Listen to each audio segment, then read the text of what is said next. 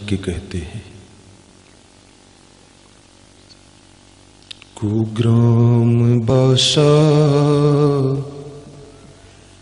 कुलहीन सेवा कुभोजनम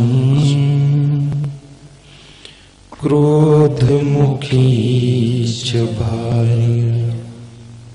एक एक शब्द समझना। पुत्रश्च मूर्खः विधवा च कन्या विनाग्निना खड्ग प्रदहन्ति कायम्। विनाग्निना खड्ग प्रदहन्ति कायम्। कुग्राम भाषा, जिसका निवास दुष्टों के गांव में है, जिसके आसपास में ना समझ, अज्ञानी, बेईमान, लोभी, झगड़ालू प्रकृति के लोग रह रहे हैं, जो खाम खा दुख देते हैं, ऐसे लोगों के बीच में जिसका घर है। अभी मैं दुर्ग जिले में गया था, छत्तीसगढ़ में, तो एक सज्जन अपने घर पे ले गए। साहू हैं, यमार साहू शिक्षक। तो मैंने उनका घर देखा, बहुत अच्छा है। तुमने कहा ये साहू जी कब बनाया घर? बोले बना बनाया ले लिया हूं। कितने में मिल गए? बोले मिला सस्ते में, पर बड़ा महंगा पड़ रहा है, यहाँ रहना महंगा है, क्योंकि आसपास जो रहते हैं वे सब दुष्ट हैं। मैं समझ नहीं पाया, सस्ता देख कर ले लिया। अब उससे सस्ता बेच रहा हूं, कोई ले नहीं रहा है, मैं फंस गया। ये घर तो 40 लाख का है, और ये 10 लाख में भी नहीं बिक रहा है, क्योंकि आसपास सब दुष्ट है।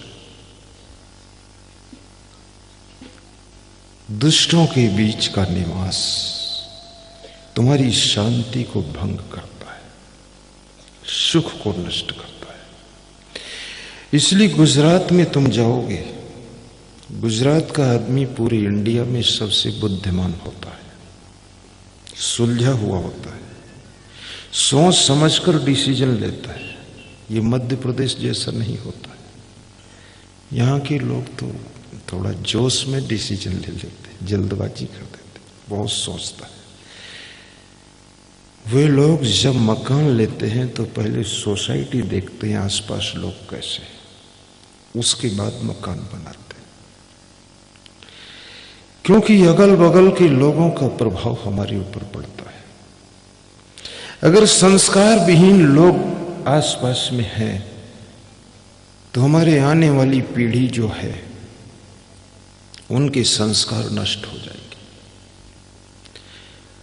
इसलिए सज्जनों के बीच में घर बनाना चाहिए। भले ही वहां पर आपको और कुछ मिले न मिले, पर शांति मिलेगी, सुख मिलेगा। कुग्राम वासा, कुलहीन सेवा। और दूसरी बात, जिसको किसी मजबूरी बस दुष्टों की सेवा करनी भी पड़ रही है, भ्रष्ट लोगों की सेवा करनी, स्वयं शाकाहारी है लेकिन मांसाहारी की सेवा करना पड़ता है, स्वयं चाय पीने की भी आदत नहीं है लेकिन दारू पीने वालों के पास में सेवा करना पड़ता है, तब बहुत दुख होता है। कुलहीन सेवा। कुभोजनम, और जिसको सुबह से लेकर शाम तक शुद्ध भोजन भी नसीब नहीं होता। हमारे भारत देश में कुछ वर्ष पहले ऐसी जातियां थीं, जब बारात होती थी पत्तल फेंके जाते थे, पत्तलों के भीतर जो जूठन बचती थी उसको खाने के लिए कुत्ते दौड़ते थे, कुत्तों के साथ में वे लोग दौड़ते थे और कुत्तों के मुंह से भी पत्तल छीन लेते थे और उसमें जो जूठन होती थी उसको झाड़ कर लेकर बैठकर खाते थे।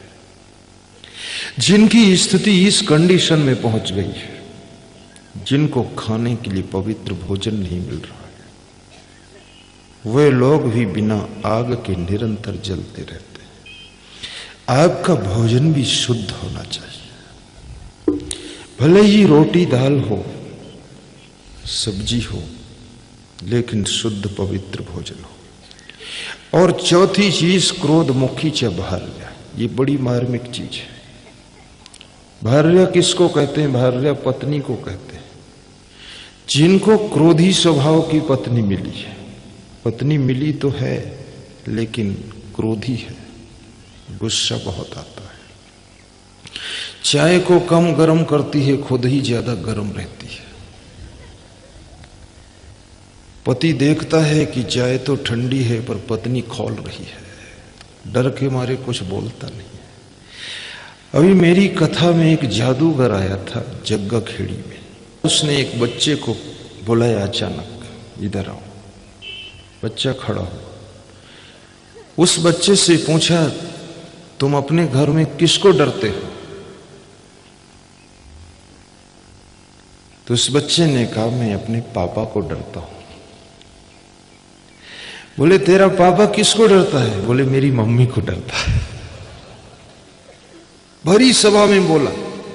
तो मैं आश्चर्य में पड़ गया, कैसे बोल रहा है।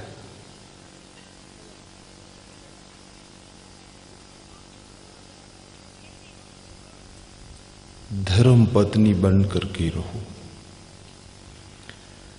अपने पति के महत्व को समझो। तुम्हारे पति की प्रसन्नता तुम्हारे घर की सफलता है। पति का संकोच तुम्हारे घर की असफलता की निशानी है।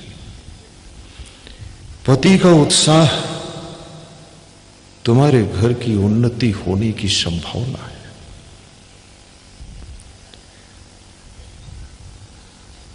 और गुस्सा करने की आदत को भी छोड़ो। कहां तक गुस्सा करोगे? धीरे धीरे गुस्सा करने की आदत बन जाती है कि बिना कारण, बिना जरूरत, कोई खास बात नहीं होगी तो भी तुम्हारा दिमाग गर्म रहेगा, बहुत उलझे रहो। सारी जिंदगी आदतों के पिंजड़े में पैक है। निंदा करने की आदत बन जाए तो तुम जहां जाओगे वहां कुछ न कुछ पॉइंट ढूंढ लोगे निंदा के लिए, और तुम निंदा कर लोगे तो तुम्हें लगेगा कि अब एक टाइम का नाश्ता पूरा हो गया है। ईर्ष्या करने की आदत बन जाए तो किसी को अच्छी गाड़ी में बैठा हुआ देखकर, अच्छे कपड़े पहने हुए देखकर, अच्छी जिंदगी किसी की देखकर, सुंदर मकान देखकर तुम्हारी जलन होने लगेगी, तुम्हारी छाती पर सांप लौट जाएंगे। और ईर्ष्या करने से जगत गुरु शंकराचार्य ने कहा है कि आदमी की उम्र कम हो जाती है ईर्ष्या करने से। रमेश पालीवाल, समझना, सरसी वाले।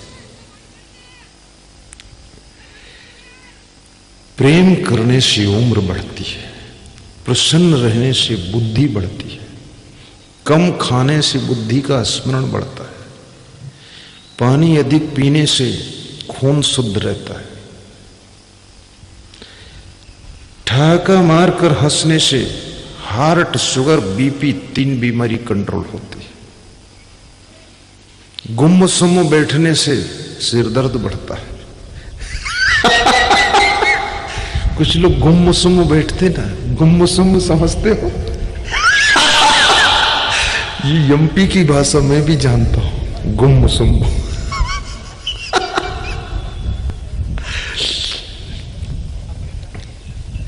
मुंह फुलाकर बैठने से स्वास्थ्य खराब होता है,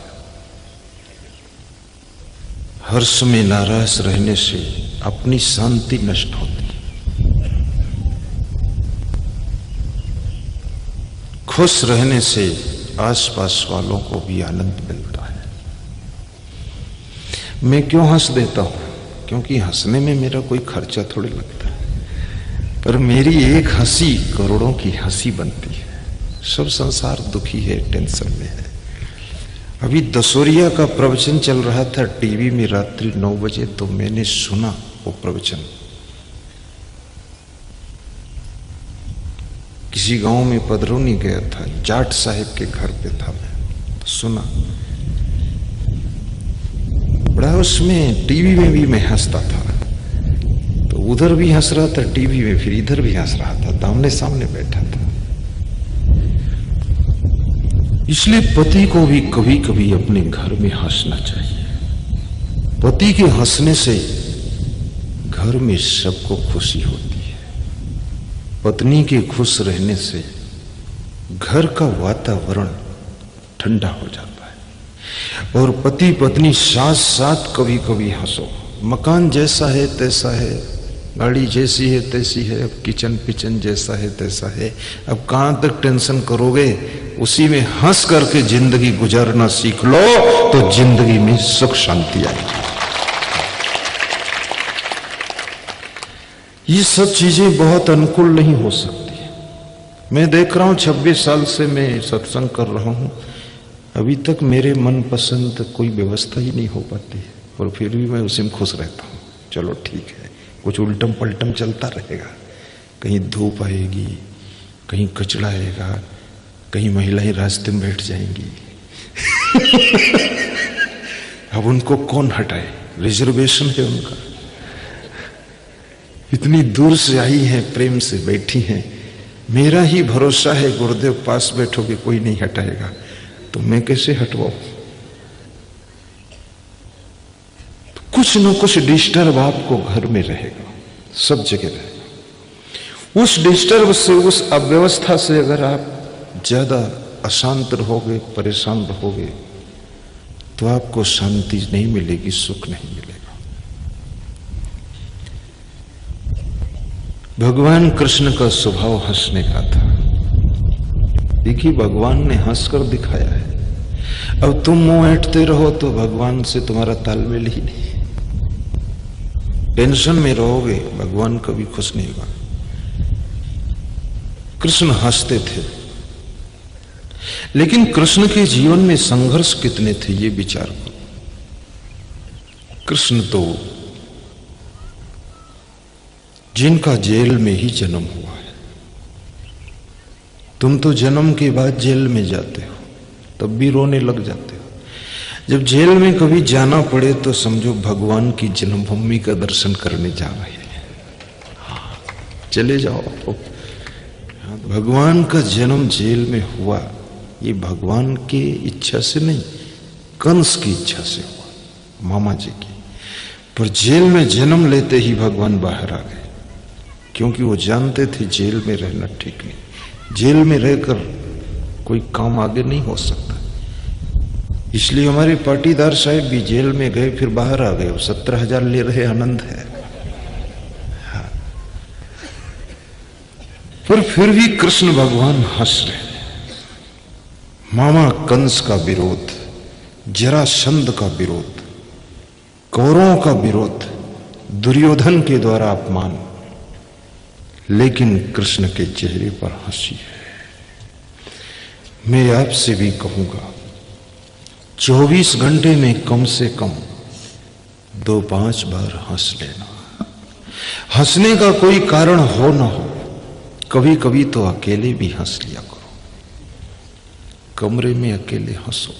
एक बार मैं आलोट में सत्संग कर रहा था, गंगाराम शिंदे आयोजक थे, वो भी विधायक का चुनाव लड़ चुके थे पहले।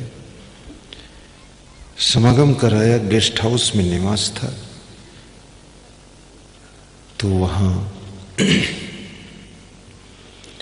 अंदर सुबह सुबह मुझे बिस्तर पर लेटे लेटे बहुत जोर से हंसी आई। तो कुछ संत लोग गेट पर बैठे थे बाहर, तो बोले अंदर कौन है, किसके साथ गुरुजी हंस रहे हैं? तो जब दरवाजा खोला तो कोई नहीं था, मैं अकेला था। बोले गुरुजी अकेले हंस रहे थे। हमने कहा अकेले जो हंसता है वो कौन होता आपको पता है?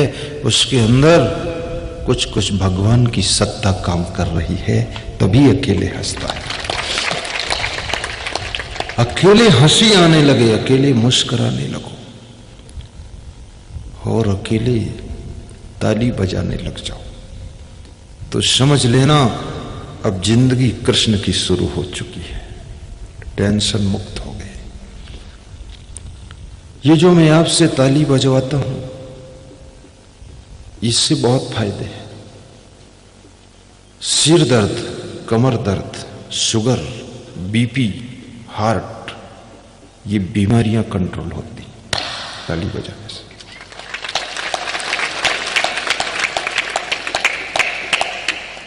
और एक्यूपंक्चर होते हैं पॉइंटे, और स्वतः ताली बज जाए, अपनी मस्ती में बज जाए, बहुत कम बीमार होंगे आप। 2-4 बार हंस दें तो आपकी बॉडी रिचार्ज हो जाएगी। ये बच्चे बहुत कम बीमार क्यों होते हैं? ये हंसते बहुत हैं, और जब बच्चे हंसते हैं तो जवान लोग उनको डांटते हैं कि जहां बैठते वहीं खीखी खीखी शुरू कर देते हैं। तो बड़े लोग उनके पीछे भागते मारने के लिए, चलो हटो यहां से। लेकिन बच्चे सिखाने आए हैं कि पापा, इस उम्र में तुम भी हंसते थे, अब तुम्हारा क्या खो गया जो आप इतनी टेंशन में रहते हो? कभी अपने बेटे के साथ भी हंस लिया करो। ये दुनिया के झमेले हरगिज कम न होंगे। अभी मुख्यमंत्री रमन सिंह छत्तीसगढ़ के रायपुर से दिल्ली जा रहे थे एरोप्लेन में, मैं भी उसी में जा रहा था। तो मेरे संत जी उनके पास गए, और तो संत को देखा, बोले तो गुरुजी आए हैं क्या? बोले हाँ। तो बोले यहां ले आओ। तो उनके साथ बैठा मैं, 1 घंटा 20 मिनट बात होती रही। तो उन्होंने बताया कि राजनीति में भी बहुत उलझन है गुरुजी। उलझन, ये शब्द बड़ा महत्वपूर्ण है, उलझन। तो हमने कहा सीएम साहब उलझन है कहां नहीं? घर में भी उलझन, सड़क पर उलझन, ट्रेन में उलझन, ऑफिस में उलझन, और राजनीति में उलझन, और साधुओं में भी उलझन। साधुओं में भी जो सही सलामत नहीं, उसमें भी उलझन है। मैं 445 नागा बाबा को कंबल बांटा कुंभ मेला राजिम छत्तीसगढ़ में। तो उन नागाओं में गया बांटने कंबल, तो उनमें भी देखा उलझन। बड़ी गंदी गालियां देते हैं, फजीहत वाली, और सब नंग धड़ंग। मेरे से कह रहे थे कंबल नहीं लूंगा। तो हमने कहा तो क्या लोगे? बोले 1 लाख की चेक लूंगा। हमने कहा आशीर्वाद दो, 2 लाख की दे दूंगा। 445 कंबल बांट दिए। सब नागा, कोई गांजा पी रहा है, कोई बीड़ी पी रहा है, कोई क्रोध कर रहा है, कोई गाली बक रहा है, कोई प्रेम भी कर रहा है। उलझन में घबराओ मत। एक विचारक ने बहुत अच्छा कहा है, 2 पंक्तियां हैं, सुनाओ। उलझने घेर ले सब तरफ से तुम्हें। राजनीति की तरफ से उलझन आ जाए, मित्रों की तरफ से उलझन आ जाए, गांव की तरफ से उलझन आ जाए, घर की तरफ से आ जाए, ससुराल तरफ से भी उलझन आ जाए, चारों तरफ से गिर जाओ, तब क्या करोगे?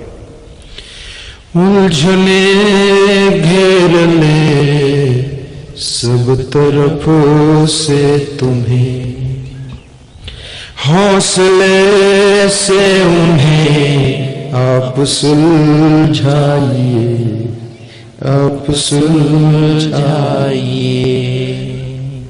फिर भी मन को मिले ना चैन यदि सद्गुरु की शरण में चले आइए, सद्गुरु की शरण में चले आइए। उलझने घेर ले सब तरफ से तुम्हें, हौसले से उन्हें आप सुलझाइए, आप सुलझाइए। हौसला बुलंद होना चाहिए, हिम्मत चाहिए इंसान को हैरानी में। बना हुआ काम बिगड़ जाता है नादानी में। महाराणा प्रताप के पास में क्या था? तुलसीराम। हौसला था, साहस था, उत्साह था, धैर्य था, जिसकी बदौलत चित्तौड़ के किले को पुनः वापस लेते हुए हौसला रखा। ये राजेंद्र के पास क्या था? कितनी बार हारा बंदा, लेकिन आज हौसला बुलंद था, विधायक बनकर बैठा है। सोचो, अब्राहम लिंकन ने 15 बार राष्ट्रपति का चुनाव हारा, बुलंद हौसले से फिर लड़ा, 16वीं बार चुनाव जीतकर राष्ट्रपति बना। वोट देने वाले भी शर्मिंदा हो गए कि 15 बार हराया हूं, अब इसको एक बार दया करके दे ही दो। 16वीं बार जिताया। चुनाव लड़ते रहो, एक दिन हार गले का हार बनेगी, हार त्योहार बनेगी, हार सफलता का द्वार बनेगी। घबराओ मत। ये दुनिया के झमेले हरगिज कम न होंगे। अफसोस बस यही है कि एक रोज हम न होंगे, एक रोज हम न होंगे। ये झमेले कम नहीं होंगे। इसलिए छोटा मकान हो, बड़ा प्रेम बना कर रहो। अभी मैं सरसी गांव गया था, श्री रमेश पालीवाल, कन्हैयालाल पालीवाल के यहां पधरौनी। 1 साल से पधरौनी बुक थी। 1 घंटे का टाइम 1 साल से बुक था, देना है, अब दे पाए थे। तो उन्होंने जो बात बताई, मैं आश्चर्य में पड़ गया कि 400 वर्ष में परिवार में केवल 1 बार बंटवारा हुआ है, 400 वर्ष में, और सब परिवार ज्वाइंट रह रहा है। कमाल हो गया। मैं चाहूंगा वो खड़े होकर जरा दर्शन दे दे, पति पत्नी दोनों हाथ जोड़कर दर्शन। ये महान आदमी। इन्हीं 400 वर्ष में तो लोग 800 पैतरे बदल देंगे। केवल 1 बार परिवार में बंटवारा हुआ, बाकी ज्वाइंट परिवार।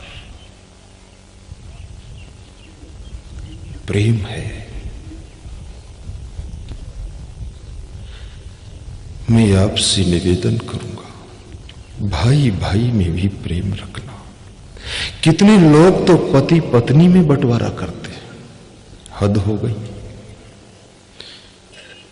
कितने लोग अपनी 2 टांगों में भी बंटवारा करते थे, खत्म कर। थोड़ा गम खाना भी सीखो,